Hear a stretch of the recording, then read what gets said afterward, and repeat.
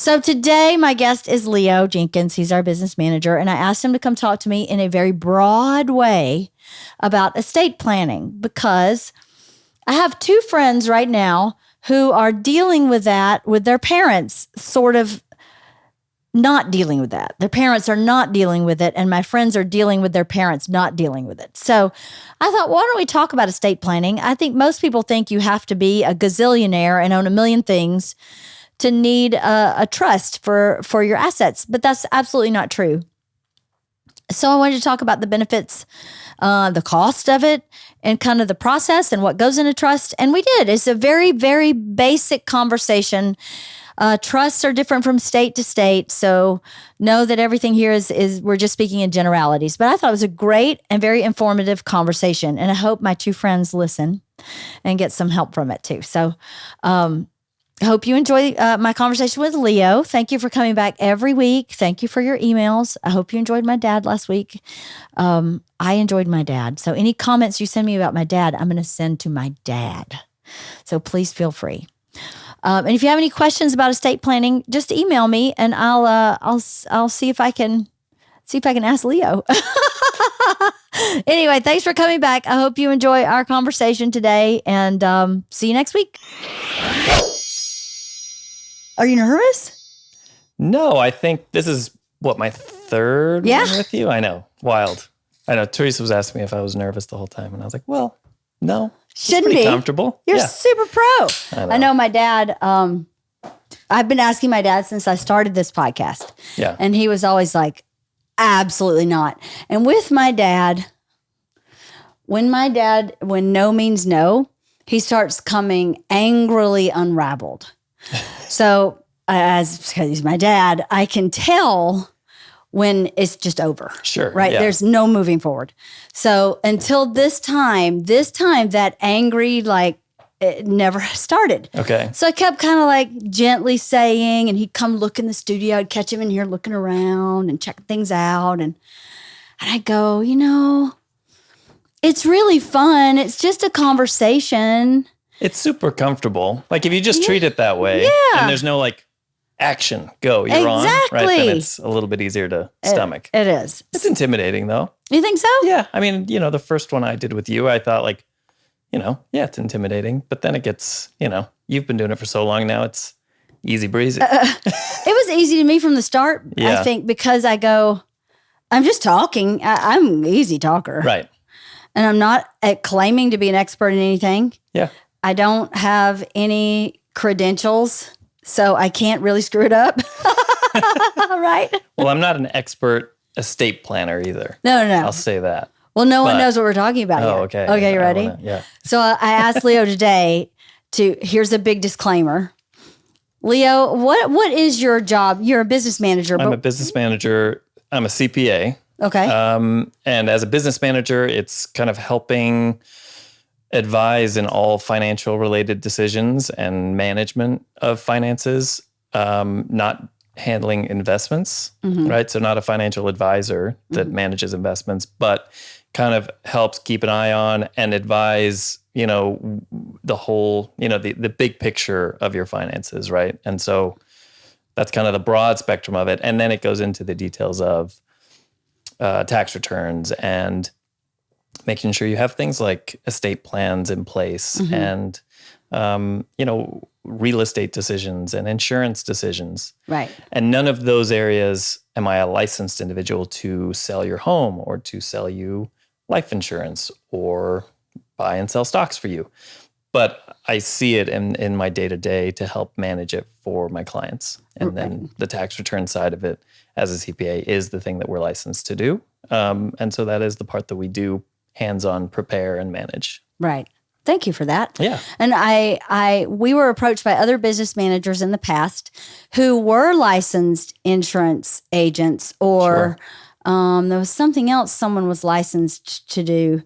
And I thought, but isn't that a conflict of interest? Exactly. And that's what has kept us away from it, and myself personally, and our firm, is because we don't want there to be a conflict of interest saying we're going to benefit from two different areas. That shouldn't really come into the fold. It should be helping you make the right decision for you and whatever product of insurance or investment that is right for you, I don't want to be a part of benefiting from that because, again, it's a conflict of interest. So it is, because if I say I love State Farm and you say, well, Allstate, then I get a kickback from Allstate, then that's it not defeats cool. the purpose. Yeah. Exactly. So, I mean, maybe the other model works for other people. I mean, I'm sure there are some people who think I just want somebody to just take care of all my investing, take care of all my insurance. I don't care who does it. That's fine. I was always very suspicious of an all-encompassing. Right. And it can be for all the right reasons, right? To try and pass on as much benefit to the client as possible, right? Save you costs, all noble reasons to do both. And I don't discredit that, but the conflict of interest just eliminates it and saying, we're not going to do both because of that reason. And I want the client to feel more comfortable than I do. Got it. That's nice. Yeah. So this is, we're going to talk about estate planning in a very broad, very general way. And this came up for me for a couple reasons. One is my dad is at that age. He's 72, which is really young. Yeah. But my dad has like 18 different things he owns, and he's probably got a deed under a floorboard somewhere. Sure. You know, I don't even know where half of what he has. I wouldn't even know where to start. And I was thinking about that. And then my friend, Kathy, who's a regular on here, I actually invited her to be here today, but she couldn't because I thought it would be good to have two people talking and asking. Or three people, not just two. Sure. But Kathy's mom is in her 70s, owns her home outright, is about to sell her home and move into not really assisted living, but a retirement community where there are people on site if something were to happen, but she's in an apartment where she's fully taking care of herself. But what does she do with her money and how does she manage that? And Kathy and I went to LA Valley College and took a seminar about estate planning, and I could not believe how much I did not understand. Yeah. Well, and there's so many nuances to it as well. And it's why I said there are attorneys that get their license for this because it is nuanced and the rules are changing all the time. And one of the things, funny enough, I was going to say is one of the early things to look out for in estate planning is the salesperson who is going to try and upsell. And they exist, and it's something that the state cautions everyone about for estate planning purposes, because you can get scared into thinking you need a living trust and things that maybe are more complicated than your life requires. Right. So before we get too deep, let's explain what is estate planning, because I thought it meant I had to have a mansion with like stables and horses and hangars with airplanes. And that's not what it means. No, as an estate plan in general is really broad, and the purpose of it is really there are a few reasons, but one of the primary ones is to make sure that the wealth that you accumulate over your life, everyone kind of tries to pay the right amount, but not overpay in taxes, so that you accumulate enough wealth for yourself and hopefully for your family that you leave behind. And the goal of an estate plan is to try and map out how best to leave as much of that as possible to your loved ones and whoever it is that you want to leave it to. Because, and I guess another disclaimer to say is that every state has different estate laws. And so, consulting an attorney for your state is really important because here in California, trying to avoid California probate court is really one of the big benefits of a estate plan. And it is to avoid your accumulated wealth or assets, avoid it from being tied up in probate with the California courts, who are going to then say you didn't have a plan in place or a will or anything that designated who gets what. The court, we're not going to decide where that goes, whether it's a surviving spouse or children or grandchildren, whatever it is. You don't want them to make that decision for you. Right. And so that's a big part of estate planning, is just setting up the proper documentation so that your assets go where they need to go. You don't have to have $1 billion for that to be the case. You just have to own something. Something. Anything. Yeah. Like even if it's a car. Yeah. I would imagine, not that you would have an estate plan for a car, but my point is, my dad was like, well, I don't have anything to plan. And I'm like, you have a lake house. You have property. You have a shop that someone is renting from you. You have the property you inherited from your mom and dad. And so, I mean, your bank account may not be fluffy, but look at all this. And he just lost his mom recently, and he lost his sister before that. And my dad's sister was their executor. Yeah. And it was a nightmare for her, going through probate and writing checks out of her own bank account to get things done because she couldn't access the funds from either of the two deceased's accounts for whatever reason in Georgia. And one thing I remembered from that estate planning seminar was, when you have a trust, you name trustees, right? So Bert and I named Bert's sister as our trustee when our children were still minors. Right. So if we passed away right now, both of us, Annie could immediately access our money, anything to do with our homes, any kind of legal documents.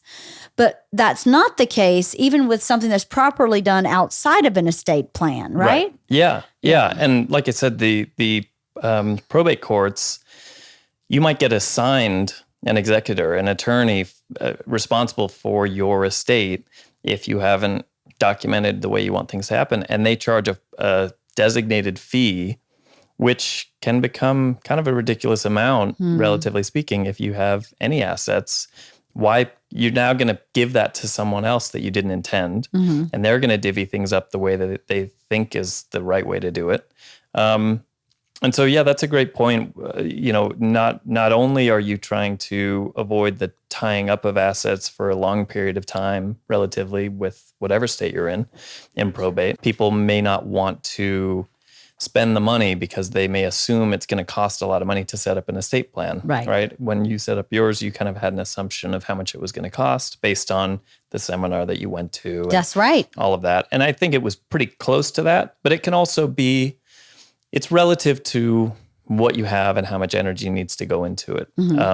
Estate planning with an attorney can be, it can feel expensive, but as we're talking about, relative to your assets not going to who they're supposed to or who you want them to, and the costs of attorneys then, and someone having to pick up a checkbook and write all these checks, you're just kind of front loading and taking care of it now for the benefit of everyone you're leaving behind.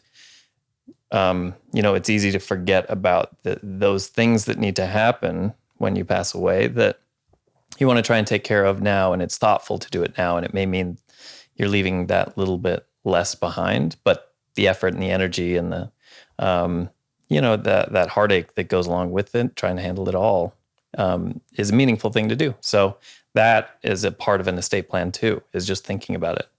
So I remember when we did, you're right, I thought our estate plan was going to be like $5,000. Right.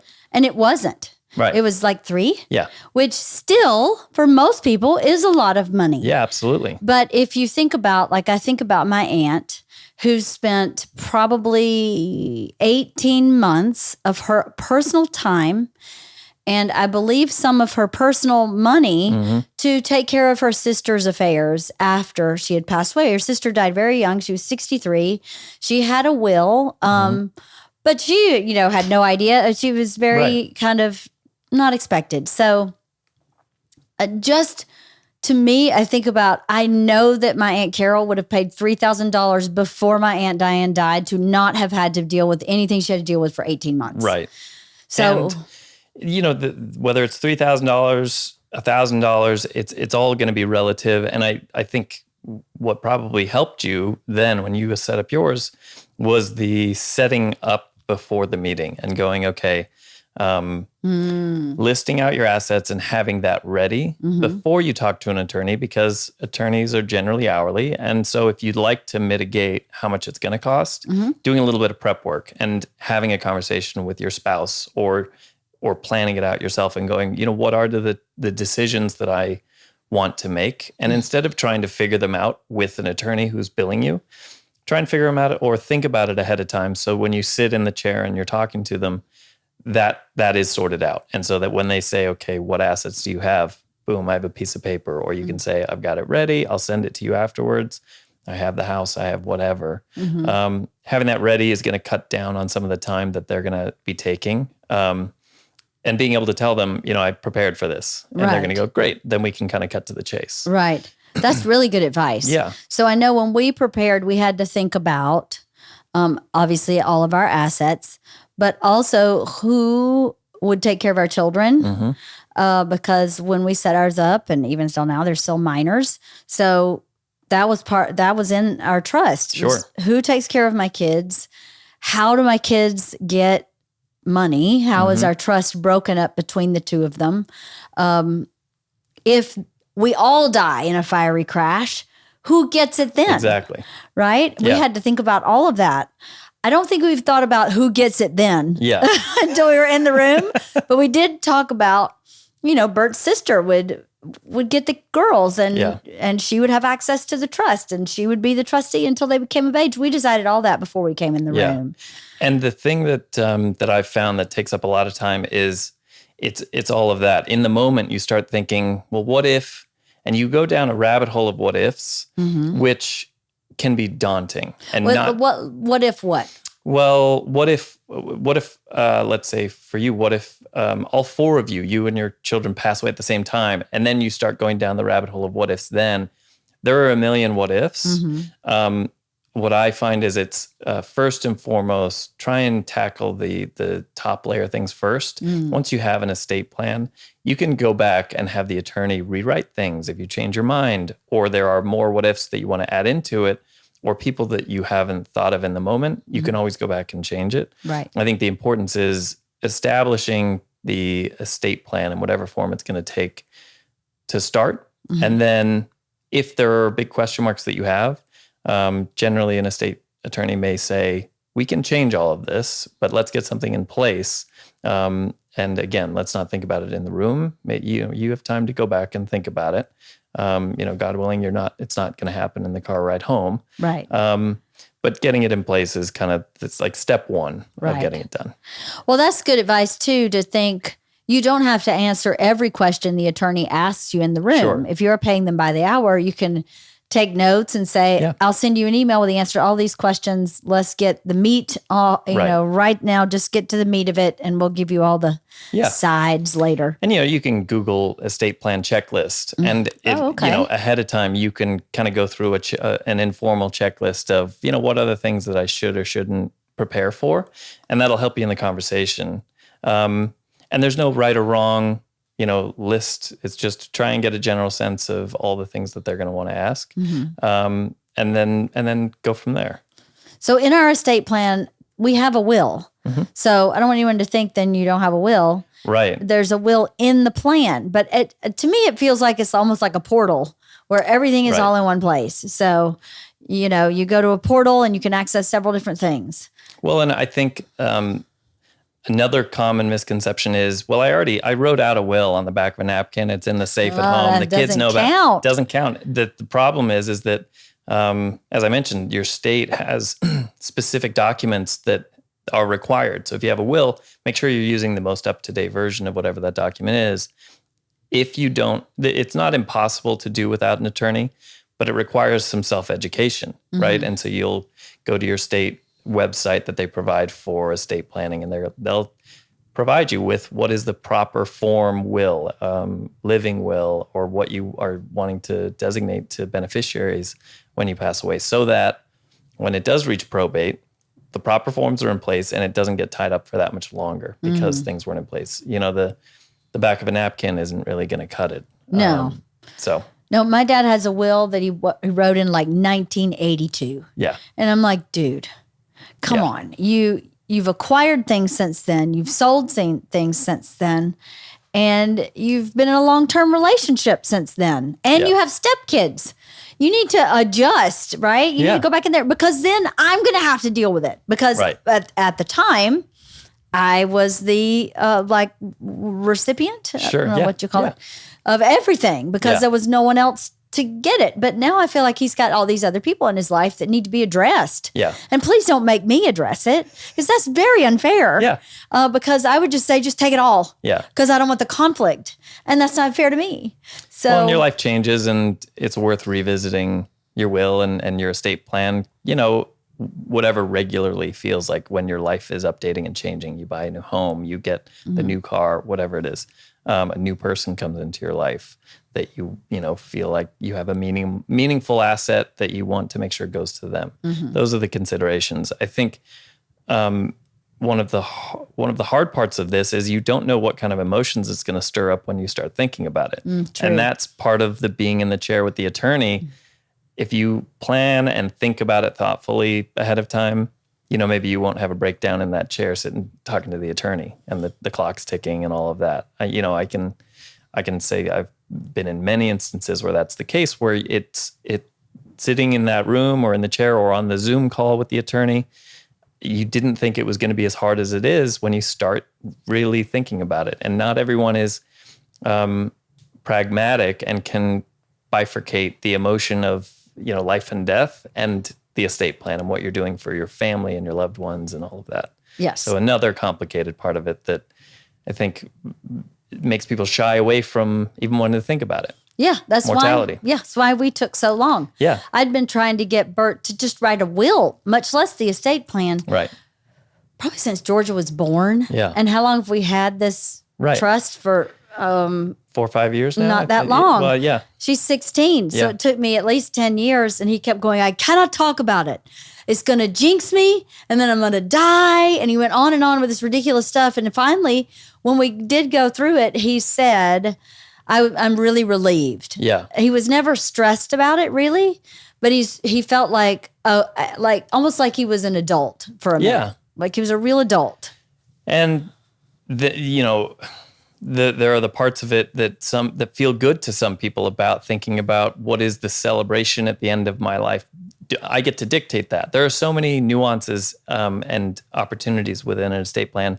You can kind of say whatever you want it to be. It's yours, and you can define what those things are at the end of your life. So let's talk about some of those nuances. One of them you're talking about is, hey, what do you want your funeral to be like? Do you remember what Bert said? I do, yeah. A giant party. Giant party.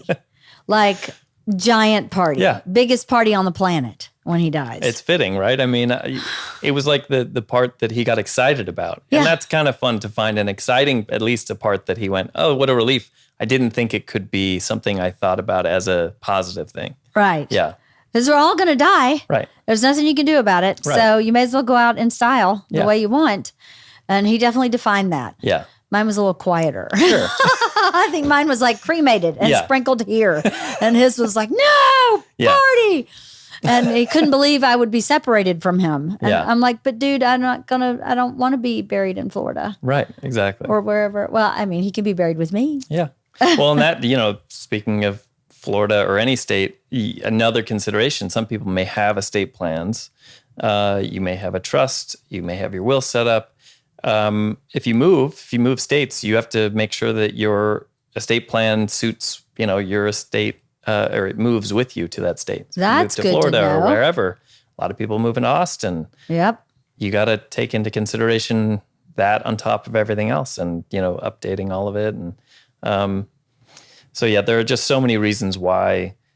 Again, like we were saying, licensed professionals handle this, and it is a cost to bear, but it's because it's complicated. Every state is different. It's complicated, and I would it's like front loading the issue to me, Right. in a positive way, because Yeah. then you've handled everything, and the person that's still here after you're gone can just grieve Right. or party. Well, and there's a part of it as well. Estate plan, like we've been talking about, normally deals with the thought of death. Mm-hmm.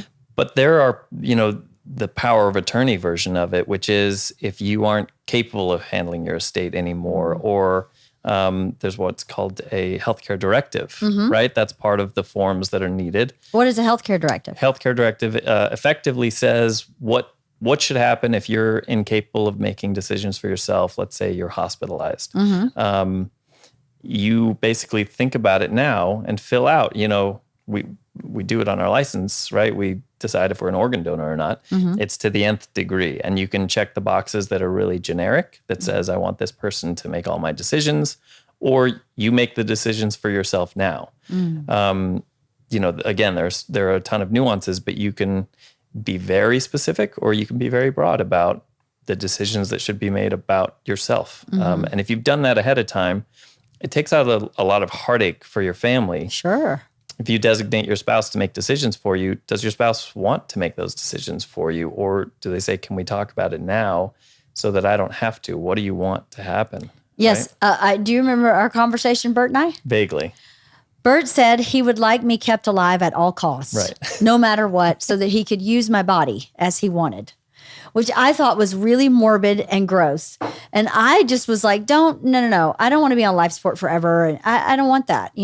That's not for me. I don't know that I wanted to do not resuscitate, but I don't want to be on life support forever. And he was like, no. I would never be able to turn that off. So I don't even know that I finished my health directive with that attorney because of that conflict. Because he was like, I could never pull the plug. Yeah. But I don't want that.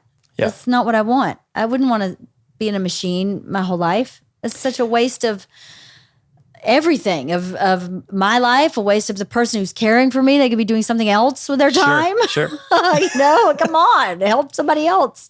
Well, that's the thing. There's no wrong or right answer, but, and you can cross that one out if your mind changes and do a new one, right? We can always change them, but it's more important to have it than to not, because again, someone else making a decision for you that doesn't even know you, right? If you think about that now, it doesn't feel good. And so if you take the time now to carve it out and take care of it, then at least, that's one less thing for maybe your loved ones to think about or stress over. Right. Especially in a time that's probably going to be pretty stressful anyway. Yeah. Well, what are some other nuances? Health directive. What is a living will versus a will? A living will is basically the healthcare directive, right? Okay, That's a living will. It's saying, while you're alive, what is it that you want to happen? Got it. Your will is designating your assets and where they go. They'll set up something for some. You may set up something like a trust, right? And again, there are numerous different types of trusts, but a living trust is effectively one of those things that we were talking about, that it helps avoid probate because it is an entity that is an extension of you effectively, but it is its own entity controlled by you that owns all your assets now, which sounds maybe scary or more complicated than it is. But effectively it transfers your assets without it having to go to the court, because that entity remains even if you pass away, and you designate who those trustees are that take over that entity when you're no longer able to. And normally that's in the form of two spouses forming this trust. They both own it together. And an attorney, of course, is going to be the best one to explain, the layers of what happens after the fact. But, effectively it just means the spouse retains everything. And then so if one spouse dies, the other spouse still owns the trust. Owns the trust. So nothing's affected. Nothing's affected. There are nuances based on the size of, your estate and your assets and how assets should be split up. If you're in the fortunate position that, there are things like lifetime exemptions of gifting of your estate, and no one wants to feel like your estate's going to get taxed at the end of your life. That's a really frustrating thought. But you're in a fortunate position if you have an estate that large. But again, you still want to try and keep as much of this accumulated wealth as possible at the end of your life. So there are mechanisms in there to try and make sure that happens legally, and it passes to everyone you love or your spouse before it starts going through that process of taxation and money getting stripped out of it to go to the government. Right. And there are states that have inheritance tax, so it starts doubling up, which again is another reason to consult an attorney on it. Right. So if I have a 401k, does that go in my trust? No, so generally your retirement assets aren't going to go in your trust. They exist outside of it, but you're going to name a beneficiary of it. And funny enough, retirement accounts are kind of one of the most complicated parts of estate planning because some of them are tax-free. You put them away without having paid tax on them yet. So at the end of your life, those assets need to transfer to someone, and the nuance of how they're transferred and who they're transferred to and whether they can touch the money, whether they're retirement age, it's all the same application. So generally speaking, if you inherit a retirement asset, a 401k account or an IRA, you generally want to keep it in that form and transfer it to yourself in your name, but you're going to be limited on whether you can touch it or not, depending on whether you're retirement age or not. And when you pull it out, it is going to be taxed, just like your own 401k or your own IRA. Right. The trickier parts of that are for the larger estates that are outside the realm of what's called exempt, right, of tax. And if you're above that, it's where life insurance comes in and liquidity for people, cash, because when an estate gets taxed, sometimes you own a home and not a lot of cash, or a lot of assets, but not enough cash to pay the tax bill for the thing that you're inheriting. And that's where things get really complicated for families in those instances where you inherit a house, but you can't actually afford the house because you were left it. Right. So you have to sell it in order to pay the tax bill. And it's a sad thing, especially if it's a family home or things like that. So again, it's another nuance of, talking to someone ahead of time to make sure that isn't a burden that you're leaving for someone. Right. Because it's definitely not normally in your intent of leaving someone a secondary home or a childhood home, that you raised your family in. You don't want the thought of them having to sell it in order to pay the tax bill for inheriting it. It kind of defeats the purpose. Then how do you avoid that? Putting it in a trust and it just transfers, or? Well, you start by normally having a trust. Again, like I said, these situations come up generally when estates are pretty large, but we're in a tricky situation where in 2025, the larger exemption that we have right now, which is $11.2 million per person. If you have an estate above and beyond that, then taxes come into play. But that's going to revert to a lot lower in 2025. Like if your estate is less? Exactly, if your estate is less, yeah. And it used to be less. And again, it can fluctuate. So sometimes there are timing differences for people who, if you pass away in 2025 and you have a really large estate, then you're okay. But the year after, if you survive it and it reduces, then there's going to be a big tax bill attached to it, which is, it's complicated. And again, like I said, people who have really large estates like that, they're in a fortunate position, but they're in the same position as all of us, which is you're trying to protect the wealth that you've accumulated and worked hard for. Right. And you want it to go to your loved ones. Right. So it's tricky. But again, it's something that it's the reason that you should continue to think about your estate plan and have someone in your life that you can talk to about it, because your life changes. And, we're all trying to grow your assets the older you get, and hopefully you have more tomorrow than you do today when you plan your estate plan. If your life changes dramatically, you should update it. Right. So here's a question. Yeah. Kathy's mom sells her house that she owns outright. Now she's got a big chunk of money. She's going to open a trust. This is all hypothetical, by the way. I have no idea if this is, I think this was Kathy's question. Yeah. But it's not real. It's all hypothetical. She puts that money in a trust, right? Or she invests. Well, I don't know what you would do if you say she sold her house for $100,000. She lives in Maine. I have no idea how much her home is worth. Yeah. What does she do with that $100,000? Does she put it in the trust? Does she invest it in something and that investment is in the trust? What does she do with that? Yeah. So all of your assets, whether it's a home, your home can be in the name of the trust. If you sell the house and you just have cash in a bank account, the bank account can be in the name of the trust. The important part is that when an attorney, when you set up the trust, is going to say all of this. we want to make sure that all of the things that you own, so bank accounts, investment accounts, real estate, we're going to make sure they're all in the name of that trust so that, when the time comes and probate is a question, they're going to say, is anything in your individual name versus the trust? And you don't want there to be any question marks about what the trust owns and what you own. Everything just needs to go into the trust. So in that example, that $100,000, no matter where it goes, even if it remained in the house, the important thing would just be that the deed for the house is in the name of the trust and no longer the person. Or you put it into an account, and when you open that account, you make sure that account is named, so-and-so trustee of this trust. Right. So the bank account belongs to the trust. Exactly. So it sounds to me like a trust is like setting up a business. Yeah. So if you incorporate, Bert and Leanne Kreischer Incorporated, then when we die, the B&L Inc. remains, keeps going on. Right? So my checkbook keeps going on. My light bill keeps coming in that. Yeah.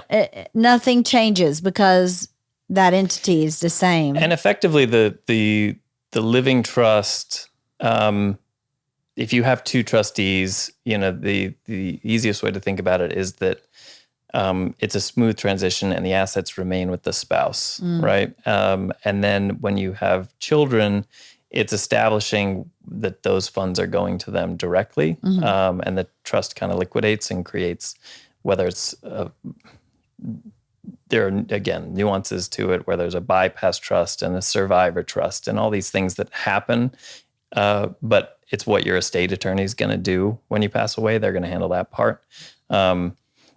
So yeah, it's nuanced, but again, even bank accounts, even if you don't have a trust, a bank account can be designated to say, upon death, the really? assets go to this person. Yeah. I didn't know that. Just when you set up your banking? Yeah, you can do what's called a payable on death beneficiary. Yeah, I may have gotten the name wrong a little bit, but effectively it takes out of question who receives benefit from that account when you die, and that's maybe you don't have a trust, but you can, when you open the account, or if you have one open, you can talk to the bank and say, is it possible for me to designate the beneficiary of this account? And that's traditionally, I believe, for things like checking accounts and CDs.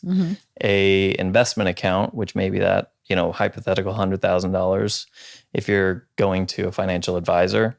I don't think a brokerage account can be designated that way, but you want to make sure that, if a beneficiary can be put on there, they should, or your will needs to explicitly say, this account goes to this many people in this way.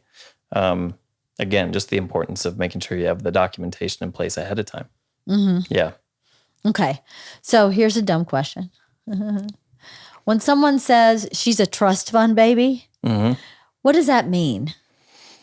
So imagine you got left a trust with a boatload of money in it, right? You inherited a lot of money and it was put into a trust. Again, it's part of the nuances of trusts and of all the things that you can do. So let's say you have more money than maybe you'd like for your children to have control of if you pass away. Maybe they're young, and you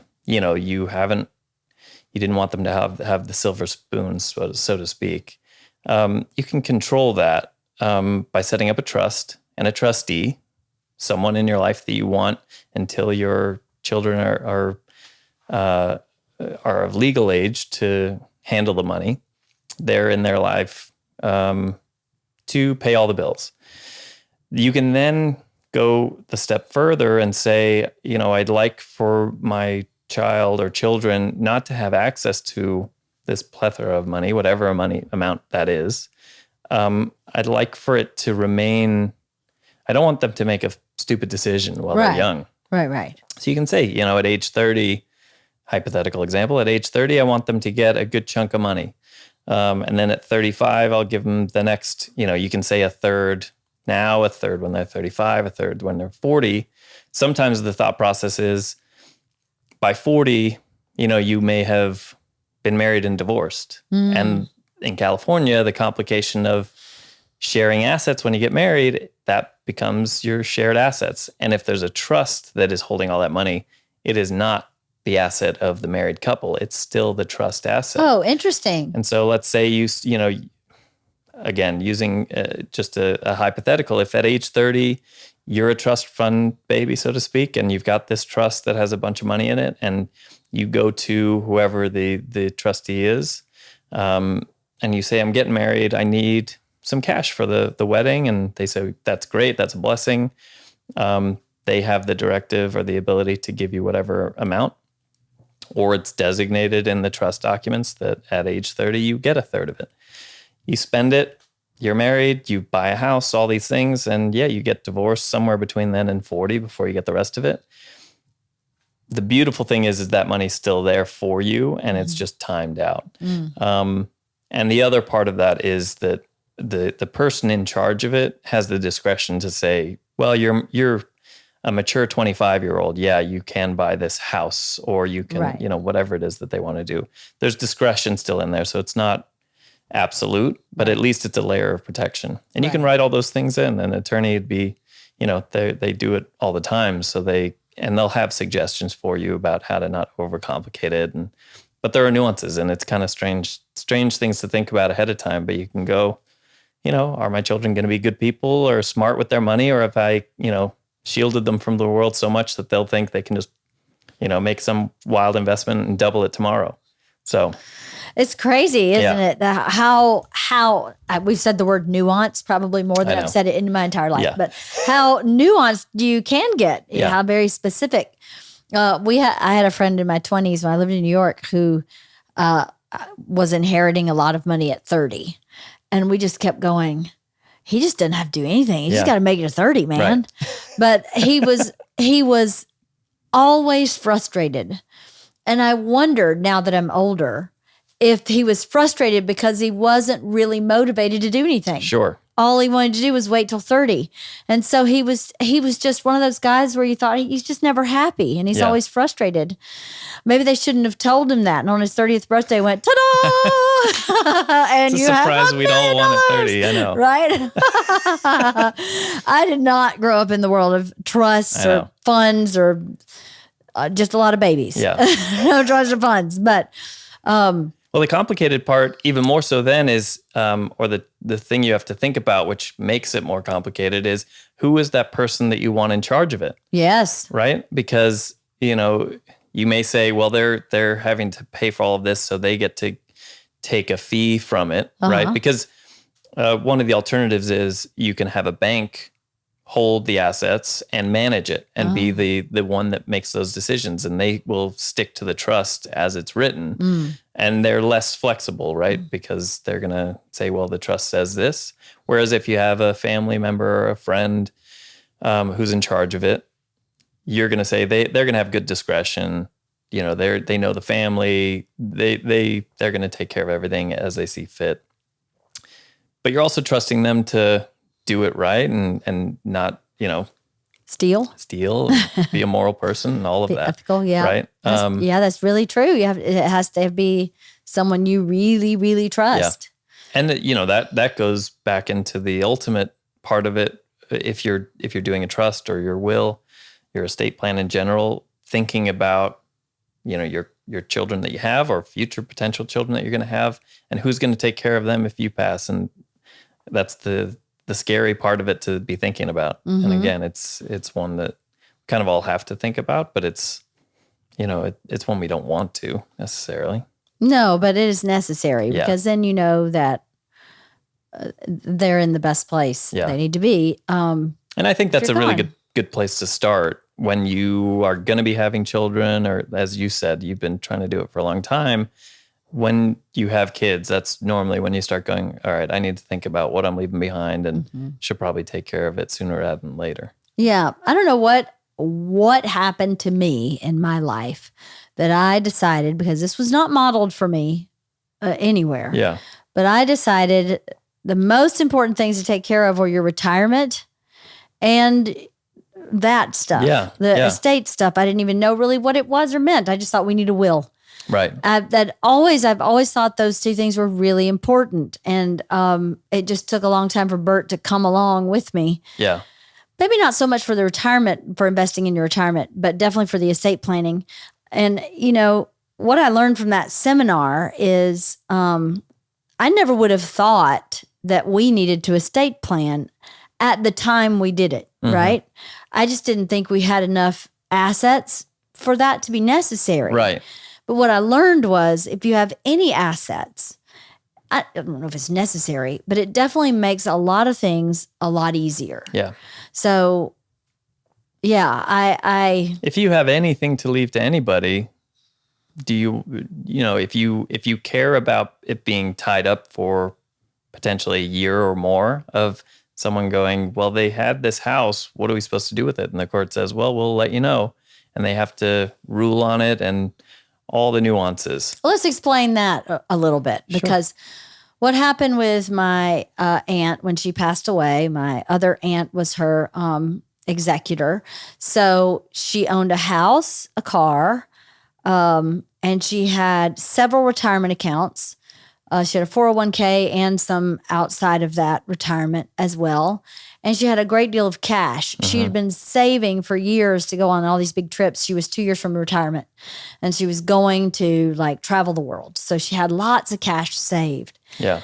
And I just remember hearing my Aunt Carol, who was the executive, saying, I can't get this done because the house is in probate. I can't get this done because the checkbook's in probate. I can't get this done because I'm in probate. And and the meetings with the lawyers and the going to the courthouse and the back and forth.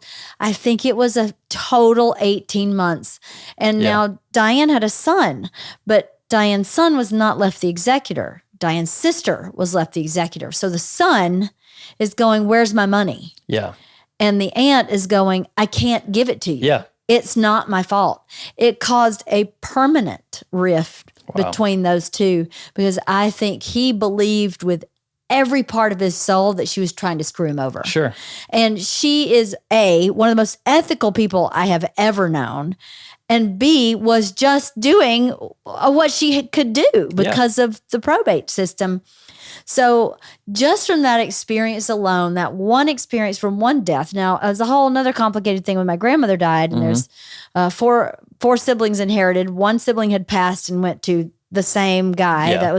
So how do you split the farm? 88 acres.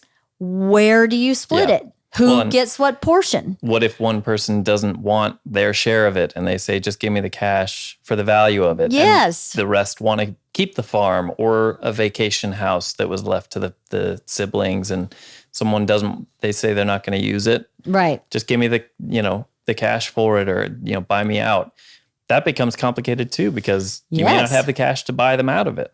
Right. That's right. Again, there are so many things that are hard to predict the emotional state that the people that are going to be left with these assets, how they're going to feel about it. Right. And who's going to feel slighted or shorted or... Yeah. Well, I guarantee you my Aunt Diane, who passed away, would have never wanted her sister to go through what she went to. Right. There's no way that Diane went, you deal with it. Yeah. No one had really died in our family where anyone was an executor and understood what that process, like boots on the ground, was really like. And my observing that, I was like, that will not be happening here. Yeah. I'm trying really hard to get my dad to do this for his estate because, like I said, he's got 8 acres here. Now he's got 25% of his mom's farm. Now he's got this lake house. And I do not believe that I just get everything. Sure. There's too many people that has loved him for so long that he should say, you get this, you get this, you get this. Or he should say, the three of you decide who gets this one thing. It's some kind of directive. I think part of it, at least for my dad, I'm purely speculating, but I think the confrontation of making those decisions is too much. Yeah. So he'd rather me deal with any problems. He's gone. What does it matter to him at this point? Sure. But I don't want to. I don't like that. And I think most people in that situation don't like that either. I'm not going, give me a fight. Let's duke it out so Yeah. I can get the thing. I'm not interested in that. Well, and it's a weird thing to think about splitting up things, even if it's for your children, and you don't want things to be uneven. No. Right. And you don't want to hurt someone's feelings by saying, well, I gave them this, how do I make up But you don't for even it? have to tell anybody. Right. It's a private, confidential meeting with a lawyer. A lawyer can't tell anybody what you've done.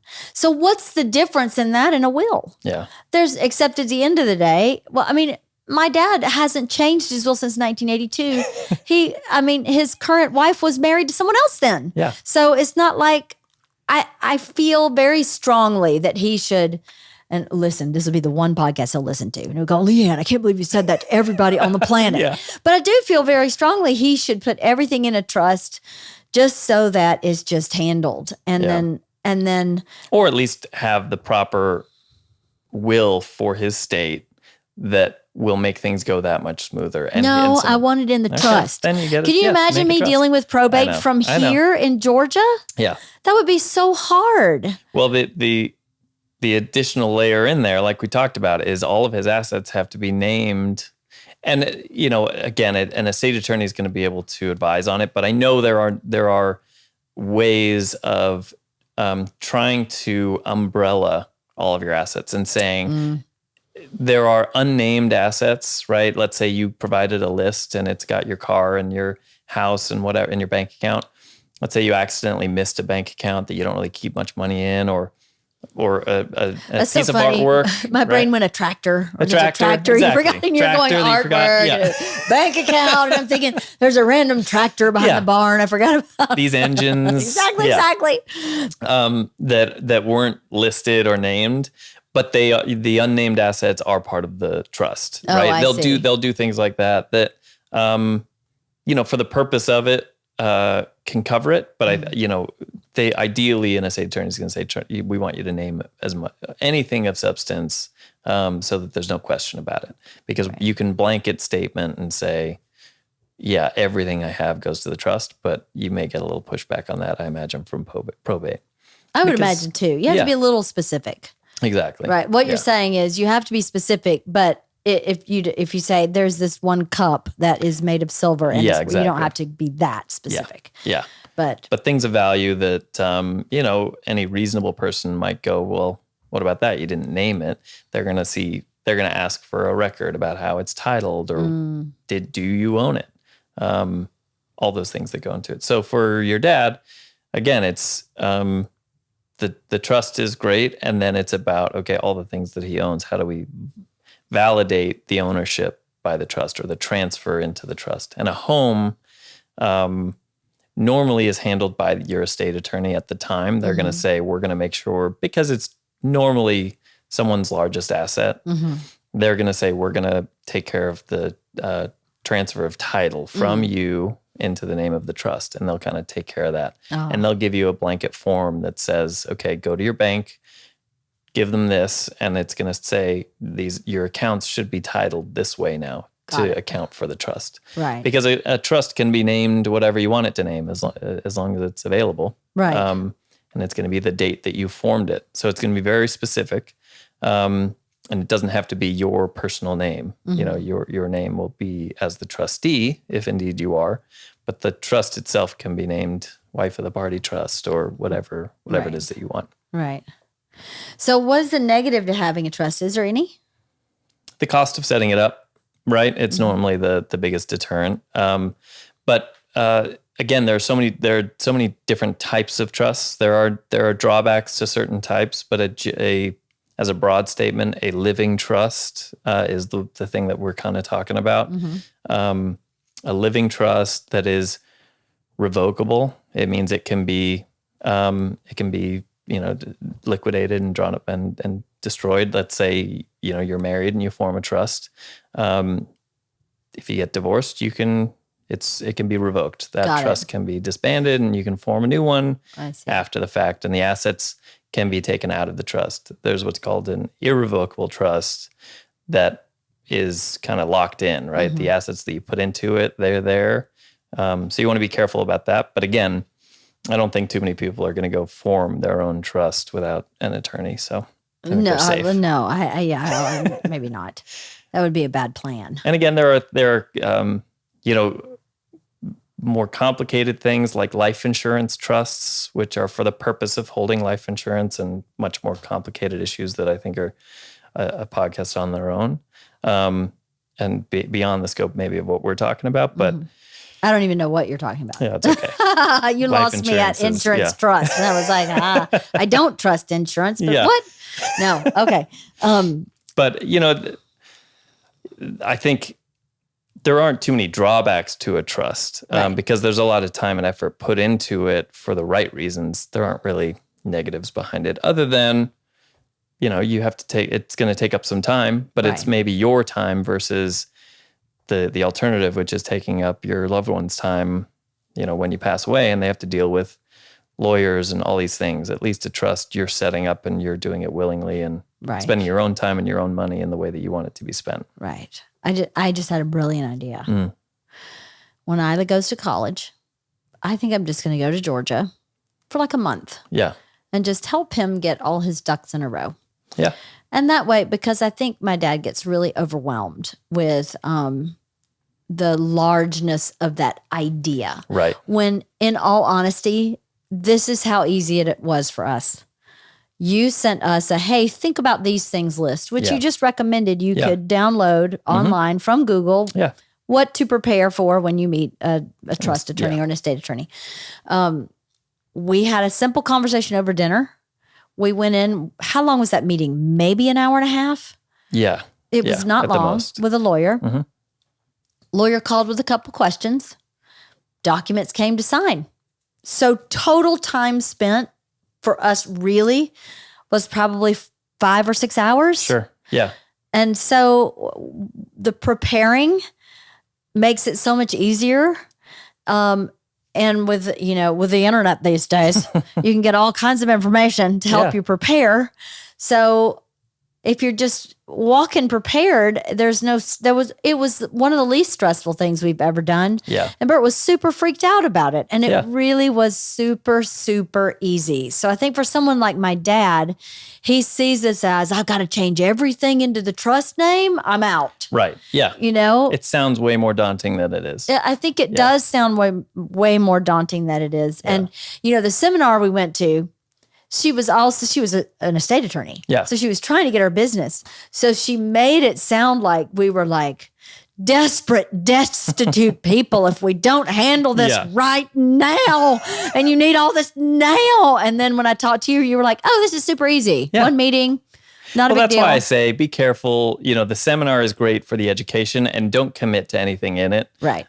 Because you may come out of it feeling like it's something you have to do right now, and it's got to be more than what you thought. And they oversell you, like you said earlier. Yeah. And hopefully they're not. But again, it's something that every state, California especially, is trying to make sure people aren't suckered into this stuff, because sometimes it's just not necessary. And I would say, to start, if you don't want to spend the money on an estate attorney now, and you just want to make sure you're protected now, I would, find your state website. They're going to have an estate section, and just get yourself a living will, your healthcare directive, the forms that are kind of the basics, and use those so you have something that, God forbid, can be presented to the state, and it's going to be, it's going to make it that much smoother. Right. Right.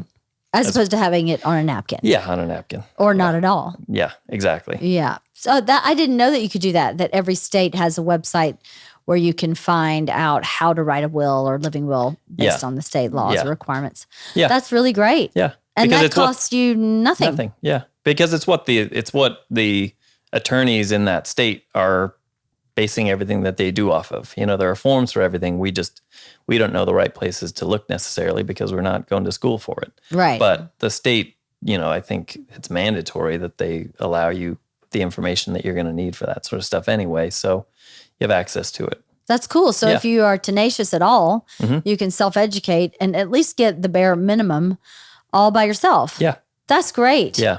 And like you said, with the internet nowadays, you can figure it out. Yeah, you can figure it out. Yeah. I have another friend whose aunt has just started kind of getting loopy and doesn't know where anything is.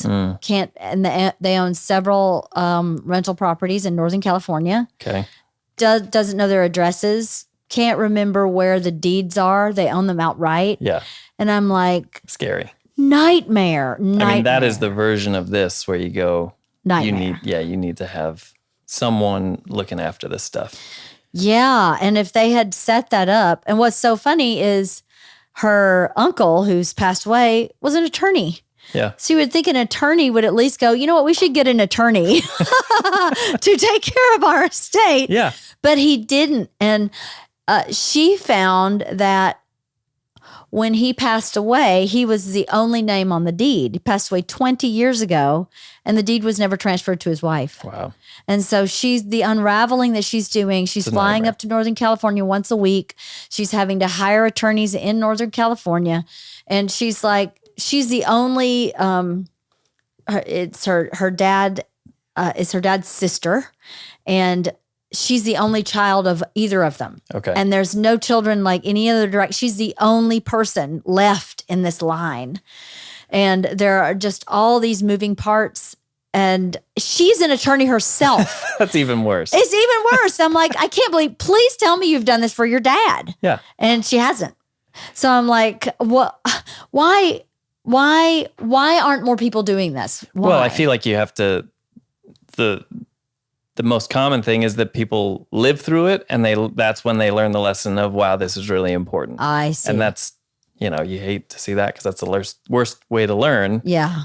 But this isn't something that people think about day in and day out. Yeah, totally. About how terrible that process is. Mm-hmm. So unfortunately, you'll go through it, and then the people that have gone through it will go, oh, okay, I need to do something for myself. Right. Instead of preemptive and, talk to your parents about it if they're, retirement age or whatever age, and go, hey, what is the plan? Do we have one? Can I help and get this set up? Because to be honest, if my parents didn't have a plan, I'd say I'll pay for it because I don't want to deal with that after the fact. If you have anything that you're leaving, let's try and avoid probate. I just don't want to do it. And as you've seen, it's like, it's not something you want to do. So I'm sure you'd do the same. You're going to go sacrifice a month of your time to go make sure it's all cleaned up, even if you're not getting anything. Just totally. But I did offer that. I said, well, I'll pay to have it done. I'll pay for all of it. Yeah. Because I don't expect anything from my dad. I know I will get something. I'm his only child. Yeah. His only blood child. He has 3 stepkids, and I expect them to get something also, by the way. I don't think that I just get everything.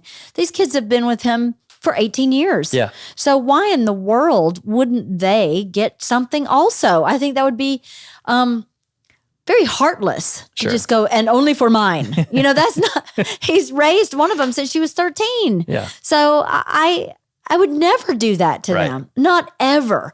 And I would never want any of them to think that my motivation for getting him a trust is that it's really to make everything simple for everybody when this happens. I mean, but what a perfect example of, talking about it makes it that much easier, even though it's not a subject that everyone wants to talk about. Right. So from your perspective, saying, Dad, what are we doing? Because this is something to plan for, and you're not hurting my feelings, from his perspective or anyone's, you may be worried about saying, well, you're my only blood child. Are you going to think that I should leave you everything, right? And he doesn't maybe know that. And I've told him. Yeah, well, I know you have. You know me, I'm a talker. I've told him, please just get it straightened out. Yeah. But, not everyone's like that. And for families that don't like to talk about it, again, it's like, maybe you can hash some of that stuff out early and avoid what might be a nightmare. I agree. My dad's wife's dad was an interesting fella. He was, I think, 4'11", had his ginger hair. Okay. He was the #1 moonshiner in the state of Georgia. My great-grandfather was like a revenuer, someone who broke up moonshine stills back in 100 million years ago. Yeah. He was the #1 person he was after, right? fiery guy, interesting guy, Yeah. sweetest guy ever. But he'd take his moonshine money and buy land. So by the time he died, he owned something like 500 acres of land, several very profitable chicken houses where he raised chicken for poultry, some sons that worked with him. And I guess when he passed, my dad went to the reading of the will, and the will said, this is the way I want it. And if you complain, you get $1. And then here's who gets what. And I was like, that's exactly like this fella who ran around on my, this is the way I want it. And if you complain, you get $1. I don't know if you can legally write that in a will. I heard from someone the other day, we were talking kind of about this, but we were talking about they had a second home, right? A vacation home. And he has, I think, 3 kids. And I said, how have you thought about this for your estate plan in terms of,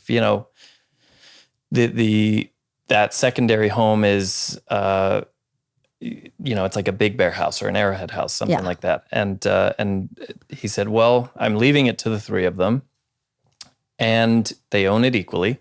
But if any one of them doesn't want it, then their share, the cash value of their share is far less than the share of the property. So they either get along, or if they want, it stipulates in his estate plan that, great, then you get like half of what your share of the property is actually worth. And he said, that's how I've dealt with it. If they want the cash, they can have the cash and it comes out of the estate that I'm leaving them, but it's a much smaller amount. And that way there's no bickering. I've taken care of it for them and they can not like me for it. And that's okay. They're getting cash in their hand and they can't complain too much. Right. So there are all sorts of things that you can write in, whatever you want. That's so funny. To deal with it, which I'd never heard of that one before, but I thought it was interesting. If you complain, you get $1. Yeah. I was like, of course he wrote that. Of course he did. You get $1. So no one complained. Yeah. And they took what he gave them and no one complained because I have to tell you, this family is a real spitfire. Yeah. His brother's kids had such a feud. He was still living to watch his brother's kids feud. Literally, I am not joking. They were driving through town shooting at each other. Wow. This was in the 80s. This was not in the 1880s. This was when I was in high school. Wild. Where they were trying to kill each other over this inheritance. Insane. People are insane. Insane. Yeah. And for what? I don't get it. I'd much rather it just be, if you complain, you get $1. That's much better. Very clean. Yeah. No bloodshed. Makes it easy. Yeah. I love that. So if you're trying to find a good estate attorney, or is that what they're called, estate attorney? Where would you start? The state websites will actually recommend estate attorneys that it's what at least I know specific for California, it's what they want you to find your estate attorney through their state website because they vet they vet the estate attorneys to make sure you're not getting duped. Oh, okay. It's kind of something that they offer. I don't know what kind of volume actually goes through that, but it's something that is offered. So if you don't even know where to start, I normally start with a friend or a colleague and say, do you have an estate plan? I'm thinking about it. And they go, yeah, I love our person. It was super easy and whatever. But that's where I would start. I'd either go to the state website, same place I think you go for forms. And I would start there. But a family or a friend, I always like that because they'll give you the rundown of how it went for them and the pitfalls of their experience. Or they may say, I don't know how ours went. Don't go to this guy. Right. So how do you know if you have a bad one? I think that's a great question. I think my advice, whether it's for estate attorneys or financial advisors or CPAs, you've got to feel comfortable having a conversation with them. And you have to feel, I always try and feel out who seems like a good person and you want to do business with them before you even do. So, I think you can do a consultation with an attorney that's a conversation without them billing you for it and just make that clear up front and say, I'm looking for someone and what's the process like and try and get a feel for them. And if you feel like they're a comforting voice and one that you're going to want to pick up the phone and talk to about a change in your estate plan in the future, the last thing that you want is to do it with an estate attorney and then go, I hated it. I never want to talk to them again. And it deters you from making any changes or really from wanting to ask any questions about it. Mm-hmm. You know, I've told you before about my own business of, you know, I don't want clients that are afraid to call me. Right. Or anything like that. And I think the same principle applies with an estate attorney or any, you know, professional in your life that's helping you with, you know, again, nuanced, complicated issues. Right. That's really good advice for anybody. Like you said, your CPA. Yeah. Anybody, if you're not comfortable picking up the phone and going, hey, what is this line item on this report? Then that's probably not the right person for you. Yeah. Yeah. And there's a right person for everybody. Yeah. Someone else might work well with that person that you don't jive with for whatever reason. So try and talk to a couple of them. Yeah. You know, you're never gonna, there's no opportunity for seeing what else is out there from a choice of one. If you only meet one, then that's that. Good advice. Yeah. No opportunity to see what else is out there from a choice of one. Yeah. That's why you date, right? Yeah. That's, you can figure out, I think I like crazy comics who take their shirt off and don't clean up after themselves. You'd only know that if you knew the alternative. Right. I went, this guy's tidy, but so boring. Yeah. I mean, snoozer. Well, I think anything else we need to know about it? I think we hit basics. We hit the big stuff. Yeah. You know, I think just driving home the point that it's really important and you know, while it feels scary, I think, or emotional, it's not that that's wrong that it feels that way, but it's a smart thing to do. So, yeah. I think it's being a responsible adult. Yeah. And I think a lot of people, myself included in some areas, avoid being a responsible adult. I eat irresponsibly often. And that's one of the places I could be a more responsible adult. Sure. I'm like, French fries, bring it. But I probably shouldn't be eating French fries as often as I do. It's not that often, but if they're on the table with my kids, I can't help myself. But I think that's one of the places we hesitate to go that extra step, to be the responsible adult that has to make the hard decision. When my dad was here yesterday, which was last week by the time this airs, he said the hardest part of being a parent was disciplining me. But I think this is one of those hard things where you hate to discipline someone, but it has to be done. It needs to be done to really take care of your business in the way that you should. Yeah. Well, it's, you know, we don't feel the consequences of our own. If we don't take action, we don't feel the consequences of it. True. Right? Your loved ones do, or whomever. Yeah. And that's the thing to think about, right? Because they're going to feel the consequence of it, and that's not necessarily something we want. Right. We don't want to think about it, but it's also certainly not the thing that we want for them. Right. Totally. Yeah. Well, thank you so much for taking your time to come talk to me about it. I know you were hesitant because you're not an expert in the field. So I think we did a great job with the basics. Agree. You did a great job. So thank you. Thank you. This is great.